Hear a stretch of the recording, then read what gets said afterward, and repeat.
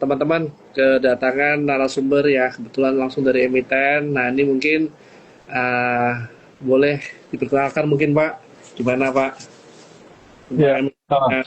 Kita sama-sama mau denger nih. Oke, oke, oke. Ya, pertama-tama, karena kan memang mungkin banyak yang masih belum mengenal Bull gitu ya. Apa saya introduction Bull dulu sedikit gitu? Sure, sure, sure. Boleh Pak, boleh Pak. Oke, oke. Ya, ya, mungkin salam kenal untuk semuanya. Ya, kalau Bull sendiri kan memang dari sejarahnya sejak didirikan di 2005 adalah berfokus untuk kapal tanker minyak dan gas gitu. Nah, tapi kalau dulu fokusnya adalah di dalam negeri yang dimana kita sewakan kapal-kapal kami ke Pertamina.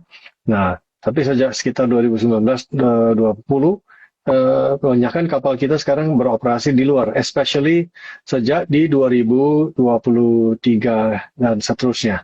Karena memang kita lihat tarif sewa pasar jauh lebih tinggi di luar negeri.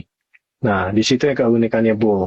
Nah, selain dari situ, tetapi karena tadi walaupun kita fokusnya originally di oil and gas, sekarang kita melihat di mana setelah melalui fase konsolidasi dan memperkuat diri, jadi kita sekarang embarking on transformation, di mana kami akan berfokus ke 4 lini usaha untuk berkembang. Satu adalah tanker minyak, kedua adalah LNG tankers, tiga adalah FPSO dan FSO, dan keempat adalah untuk FSRU projects. Begitu, Pak.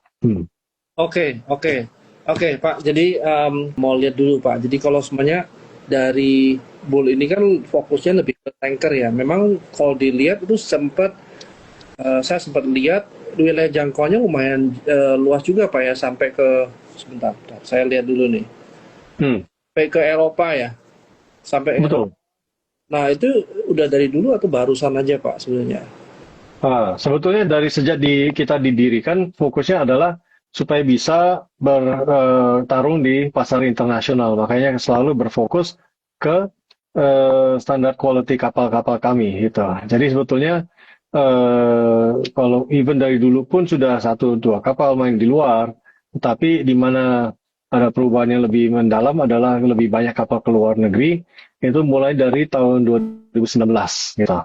Dan Oke, itu berangsur-angsur lebih banyak lagi sampai 2023.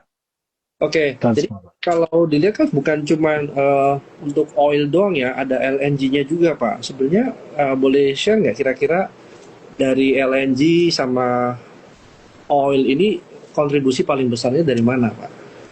nah, kalau buat 2025 masih kebanyakannya oil, dari waktu itu 9. Kan efektif fleet armada kita di tahun 2025 adalah 9 kapal. Nah, dari 9 itu hanya satu yang gas kecil, LPG. Nah, Hmm, sisanya itu semua kapal tanker minyak. Nah, tetapi di Desember kami take delivery of kapal LNG pertama kami. hmm. Nah, 2025 memang belum berkontribusi banyak gitu. Tetapi mulai dari tahun ini pendapatan kami dari gas akan meningkat karena kapal tanker LNG itu akan mulai beroperasi. Dan selain dari situ, kami juga merencanakan sebelum akhir kuartal ini akan mengakuisisi juga aset yang dimana akan meningkatkan kontribusi pendapatan dari sumber gas gitu. Nah, tetapi sebetulnya sih agak susah ya Pak, karena walaupun di situ ada meningkatnya cukup pesat, tapi justru dari segi oil tanker lah, apa daya, walaupun armadanya belum kita tambah, tapi tarif sewanya naik. Jadi pendapatannya naiknya cukup signifikan, Ya, karena di naik. mana itu masih jadi primadona dalam jangka waktu ini, ya jangka waktu pendek ini. Karena Hmm. penaikannya ini sangat-sangat drastis itu. Oke, Hmm. nah mungkin saya mau nanya sedikit tentang sebenarnya kan kalau kita ngelihat rencana ekspansi atau apa, ini sebenarnya kan nggak lepas dari outlook-nya ke depan seperti apa. Nah, kalau kita ngelihat dari outlook-nya secara makro, kalau dari Pak Kevinnya ada outlook gimana nih Pak? Maksudnya apakah Uh, Oh ini kita super cycle nih komoditi. Jadi oil ini masih early cycle atau dari tempatnya Pak Kevin sendiri ngelihat ini cycle-nya gimana Pak? Perlu kita perhatiin nggak? Cycle-nya memang kita boleh dibilang sudah dalam apa ya, super cycle, karena saking banyaknya faktor-faktor yang mendukung kapal tanker minyak, di mana kita berkeyakinan untuk at least beberapa tahun ini tarif sewa untuk kapal tanker minyak akan cukup sangat positif gitu. Nah, kalau dibilang again dalam jangka waktu yang waktu relatif pendek saja dan lain dengan cerita pun sudah additional newsnya banyak sekali. Contohnya yang orang bilang loh kok kayaknya apa ya OPEC itu mulai agak diem aja. Oh, Maret ini mereka akan decide untuk increase production lagi mulai dari April, setelah Januari sampai Maret ini kan memang tidak ada peningkatan. Nah, ini potensinya juga lumayan karena OPEC kan sudah unwind dari 2,2 itu sekitar 0,9 juta barrel. Tapi masih ada 1,2 juta barrel per day yang akan bisa di-unwind lagi. Nah, selain dari situ, apa tuh faktor dari trade agreements-nya ini? Kan untuk balance trade Amerika, mereka hanya bisa jual oil and gas, gitu. Nah, seperti contohnya Indonesia pun sekarang harus membeli 15 miliar dolar oil and gas dari Amerika. Padahal dalam sejarahnya Indonesia biasanya source-nya dari Singapura ataupun Middle East. Jadi yang tadinya cuma perlu 2 sampai 8-10 hari untuk angkut minyak dan gas itu, sekarang mereka harus angkut dari Amerika yang bakal take like 45 days something. Jadi yang perlu for the same amount of cargo perlu kapal 5 sampai 10 kali lipat lebih banyak. Nah, tapi selain dari situ, apa tuh namanya? Ada 2 faktor juga yang sangat besar. Satu adalah faktor Iran. Kedua, yang saya cukup yakin teman-teman semua juga tidak mengetahui adalah faktor namanya Sinokor/Aponte. Ini 2 faktor yang sangat-sangat akan berpengaruh untuk tarif sewa dan sekarang pun sudah sangat berpengaruh gitu. Tapi mungkin kita bisa get into it a little bit later. Iya Pak, oke, thank you Pak. Iya, oke, thank you Pak. Ini saya lanjutin pertanyaan dari teman-teman Pak ya, kalau boleh. Pertanyaan soal kalau bull ini kan sekarang ekuitasnya masih negatif. Rencana kedepannya gimana untuk ekuitas yang negatif ini? Oke. Nah, waktu tahun 2021 sampai 2022, pasar sangat negatif. Pasar kapal tanker minyak paling lemah dalam sejarah. Ya, karena memang harga minyak pun juga paling lemah dalam sejarah, sempat minus di April 2020. Nah, itu sangat berdampak dengan tarif sewa kita. Nah, maka dari itu apa itu namanya, kita akan ada write down asetnya, jadi minus. Jadi kita retain earnings negatif. Nah, tetapi setelah kita berbenah dan konsolidasi dan memperkuat diri, makanya sejak 2023 kita sudah profit lagi. Nah, dengan ada profit itu dan kita sudah fulfill semua requirement untuk kuasi reorganisasi, makanya kami berencana setelah kita terbitkan laporan keuangan kita yang dalam waktu dekat, kami akan mengadakan RUPS untuk kuasi reorganisasi. Dan dengan itu bisa mengenolkan retain earnings, bisa membayarkan dividen kita. Oke, oh jadi rencananya bisa bagi dividen dong Pak ya, berarti Pak ya. Itu sorry, tadi sampai mulai kapan kira-kira kita bisa menikmati dividen Pak? Harusnya dalam tahun ini kita sudah bisa mulai membayar dividen, karena kan kita akan mengenolkan retain earnings-nya tahun ini. Kalau untuk rate yang sekarang Pak, net profitnya itu kita boleh di-share nggak Pak? Berapa Pak? Mungkin kalau secara precise mungkin kita belum bisa bicara, tapi dalam waktu dekat akan keluar. Tapi yang bisa saya katakan adalah kalau kita ambil annualized rate atau profit atau pendapatan kita akan exceed dari yang apa yang analyze itu. Nah, tapi untuk tahun ini yang jelas kalau tarif sewa kami apa itu namanya di tahun lalu adalah mungkin sekitar kalau kapalnya MR mungkin sekitar 20.000 dolar per day. Dan untuk Aframax sekitar 40.000 per day.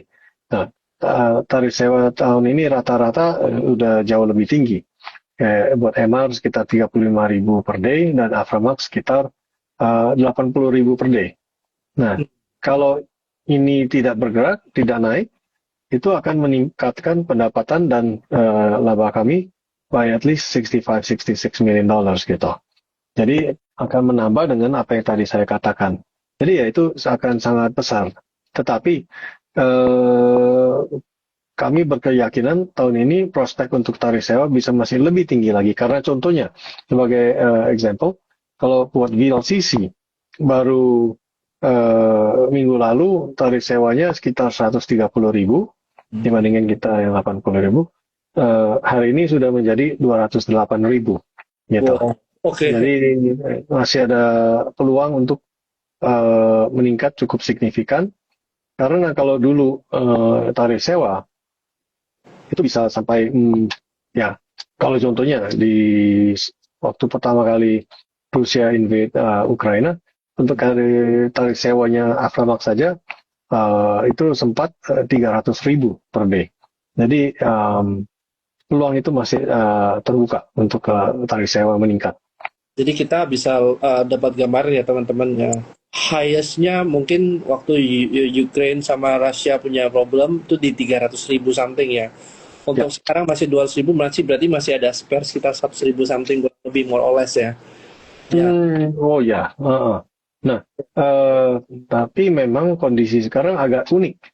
Karena selain dari potensinya konflik antara Amerika dengan Iran yang bisa potensinya memicu yang lebih besar lagi karena dampaknya bukan cuma minyak dari Rusia yang ekspornya cuma 5 juta barrel per day, tapi actually bisa memicu efek ke ekspor dari Middle East, which is like kalau kita bicara dari Middle East itu sekitar 20-25 juta barrel per day ekspornya.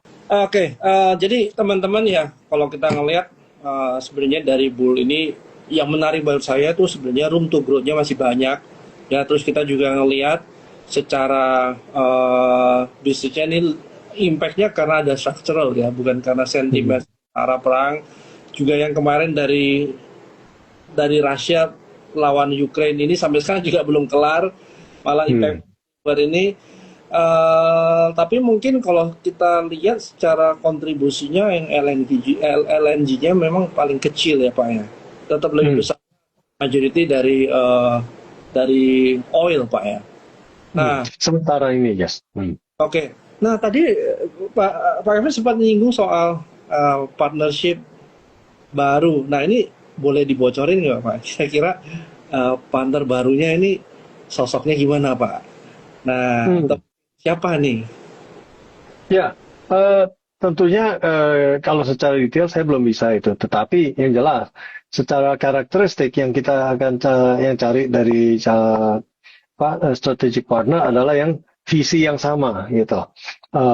Dan kedua kemampuan. Nah, kalau kita bicara visinya, mereka itu sangat mirip dengan kita karena mereka melihat bukan hanya dari segi perkembangan organik, tetapi juga inorganik. Jadi mereka memang sudah mengakuisisi beberapa aset juga yang cukup substansial dan sebagian itu adalah bull yang dimana itu suatu basis untuk mereka bisa mengembangkan lini bisnis mereka di maritim gitu, yang dimana memang prospeknya mereka juga sejalan dengan kami bahwa prospeknya sangat-sangat positif gitu. Nah, tapi memang mereka juga lihatnya dan juga untuk mendukung mereka punya acquisition plans, maka dari itu balance sheet mereka itu tentunya harus yang cukup kuat untuk bisa berinvestasi miliaran dolar gitu.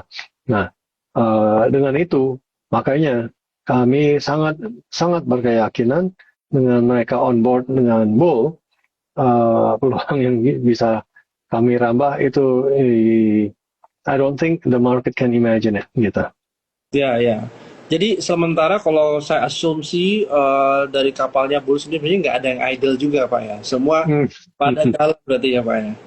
Oh ya, itu pokoknya setiap hari kita kejarin banget itu, Pak. Karena setiap hari itu puluhan ribu dolar itu. Mm-mm. Ya, ya, good to hear Pak. Well, Hmm. mungkin kalau dari saya itu sih Pak, pertanyaan dari retail pretty much udah banyak yang cover jauh sama Pak Kevin. Jadi mungkin kalau mungkin ada lagi yang Pak Kevin mau sampaikan sebelum Hmm. tutup, karena kebetulan kalau di IG Live itu sekarang Pak kita punya limitasi 30 menit Pak. Kalau nggak Oke, kan sayang gitu, oke. lagi berguna banget ini. Iya, oke. Mungkin yang paling saya bisa bilang adalah mungkin saat ini belum bisa banyak detail yang kami jelaskan. Tapi yang jelas all the pieces are in place untuk tahun ini. Waktu dekat pun akan terbukti dan terwujud bahwa ini tahun yang sangat transformatif untuk Pool, di mana bisnis modelnya pun bukannya cuman di kapal tanker minyak, tetapi di kapal LNG, FPSO, FSO, dan FSRU yang akan berdampak sangat besar, both in the short term as well as in the medium and longer term gitu. Nah, dan part of that business plan is untuk berkembang dengan akuisisi. Alright. Thanks a lot Pak. Udah mau kasih info, sharing-sharing sama kita soal Bull. Mungkin kita Ya. bisa catch up later Pak untuk update nantinya. Mungkin ya, siapa tahu ada update baru lagi yang bisa kita dapat dari Pak Kevin itu Pak ya. Ya, itu kalau dengan pasar kapal tanker saat ini, yes, every other day something new comes along. Oke, alright. Thanks Oke. Pak. Oke, nanti kita Oke. catch up lagi. Thank you buat teman-temannya udah nonton ya, update soal Bull. We are hoping to see you again soon Pak ya. Ya, Update. oke Pak. Terima Oke. kasih lagi diundang. Oke, thank you. Thank you Pak.